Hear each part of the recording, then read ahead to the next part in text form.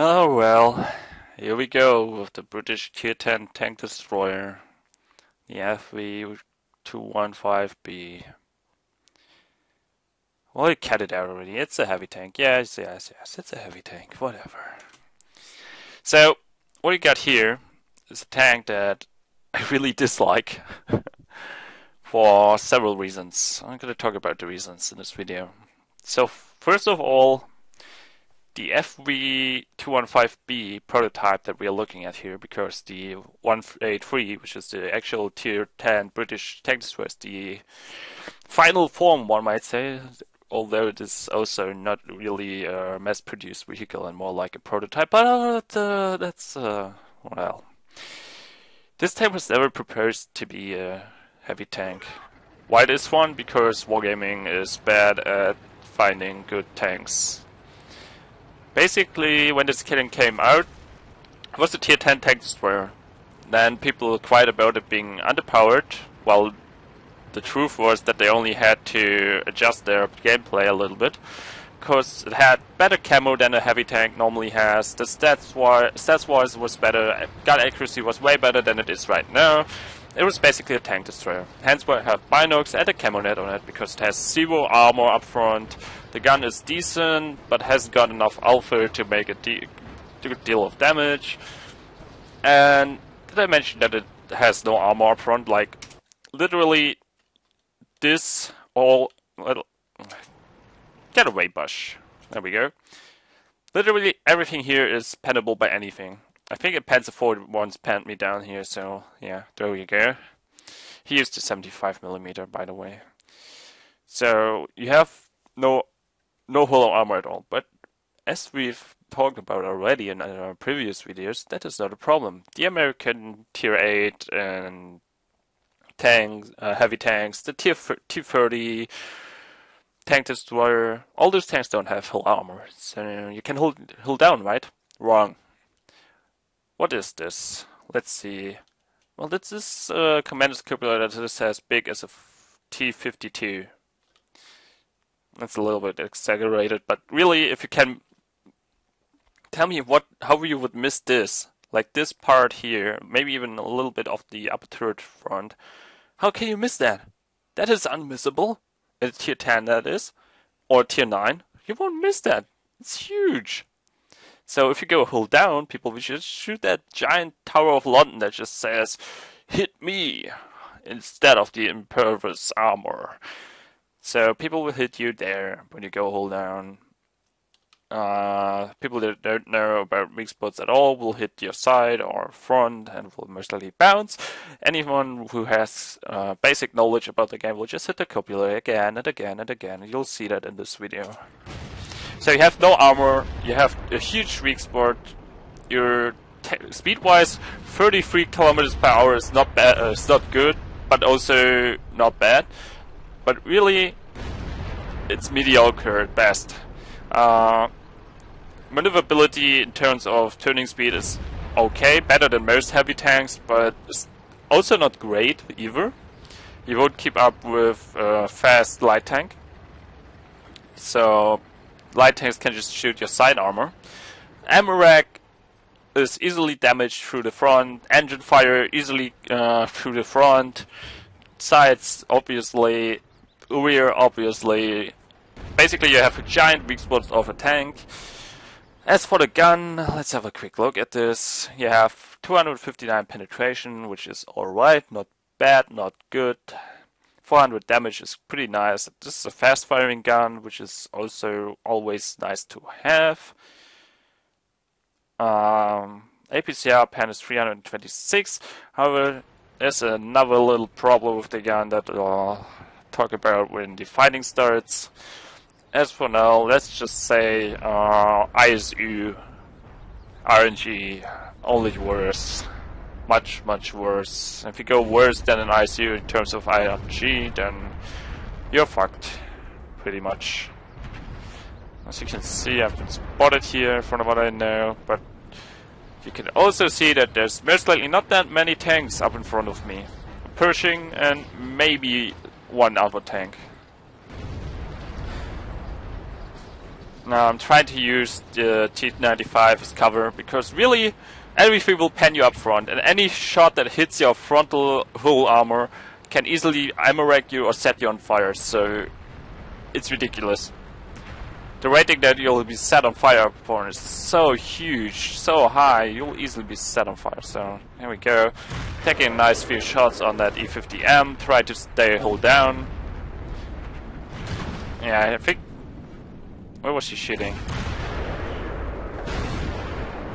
That was a bounce on my cupola. Still already going for my cupola. Lucky bounce. Now the Pershing is coming forward. Taking. Ah, there we go. My leg is getting the better of me again. So the Pershing is coming forward. I don't see him. There we go. Nice little shot on my side armor. So try to get out of his reach, because a Pershing can already set me on fire quite easily. You have to be careful with this tank. You have to be really careful with this tank. The DPM is alright if the gun hits, but if it doesn't, you'll just... let's have a look at this. There we go, trying to fire on the Mars tank. This is a bad shot. Bad example for a shot. I think this one will be better. Yeah, there we go, hitting the enemy target. Taking a Yak Pansy 100 shell. Like I said, most U-10s will just hit you like this. There comes the incredible accuracy again. So I'm trying to stay out of that Yak Pansy 100's range, because really I can't take another shot. High caliber guns will easily deal the highest damage possible on you. So I'm trying to get a shot in. The Yak Pansy 100 has quite a high reload rate.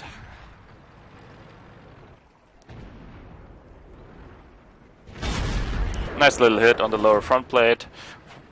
For once, accuracy is not bothering me.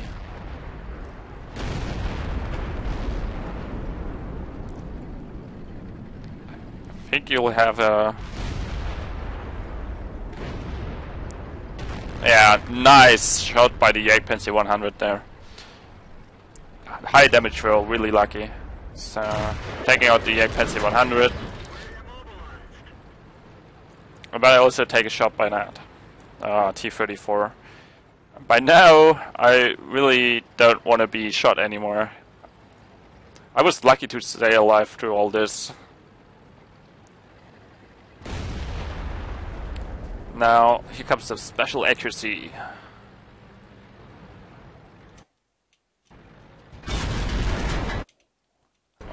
That accuracy.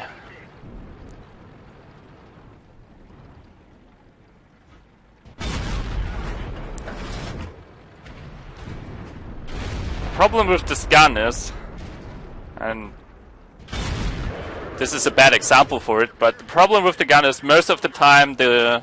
let's have a look at the circle. When the circle is like this,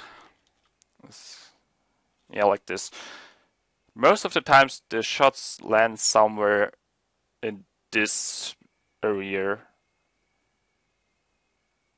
in the outer, well, in the outer sides of the circle instead of the middle, which has been improved by the accuracy patch, but prior to the patch it was even worse than that, so really thank you for that, Wargaming, but it still sucks.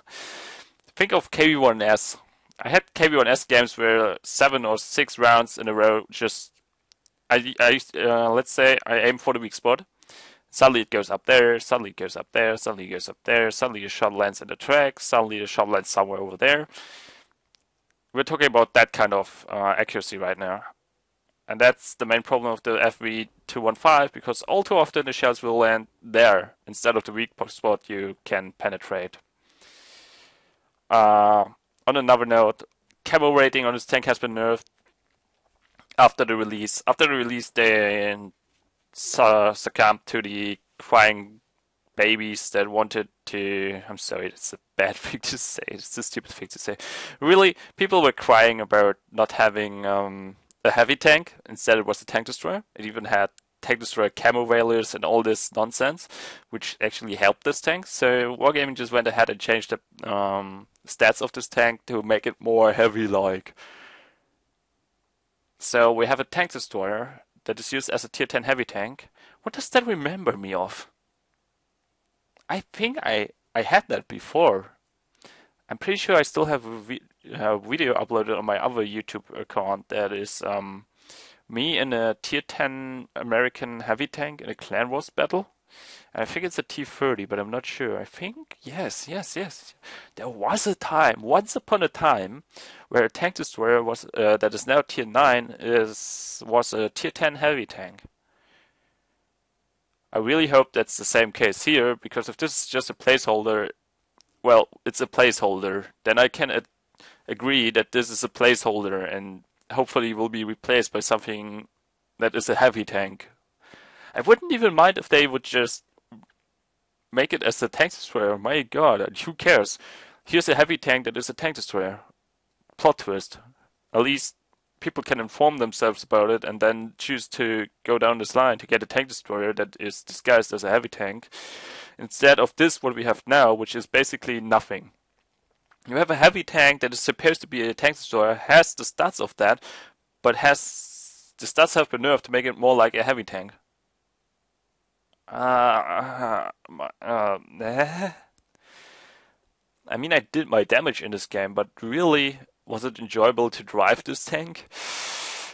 Not really, because most of the time I was trying to avoid being damaged. And even when here's the thing, you can't avoid being damaged. I was lucky here. I only was hit in the fuel tanks once, and the observation device was damaged. People were actually bouncing on that thing, which boggles my mind. All too often, people just pan and pan and pan. Even tier 8s just pan through it, right straight through. Or they just go through the front armor and just be like, YOLO, you don't have front armor. So this is a tank you have to... I don't know, I think it's a good tank for people that like to play survivalists, whose only goal in the game is to survive the battle. But for me, I liked it more when it was more of a tank destroyer than a heavy tank. If you like a challenge and something different than the normal tanks, then, well, the FV215b will be yours.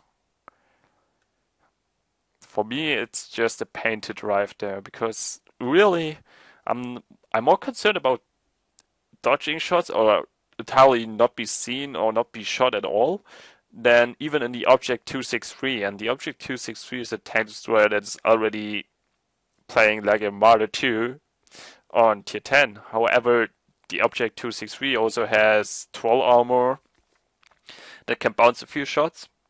And it also has a camo value that is that of a tank destroyer, and is quite nice. Compared to this thing that has the camo value of a heavy tank, because people wanted a heavy tank, and quite so long till Wargaming fixed this tank.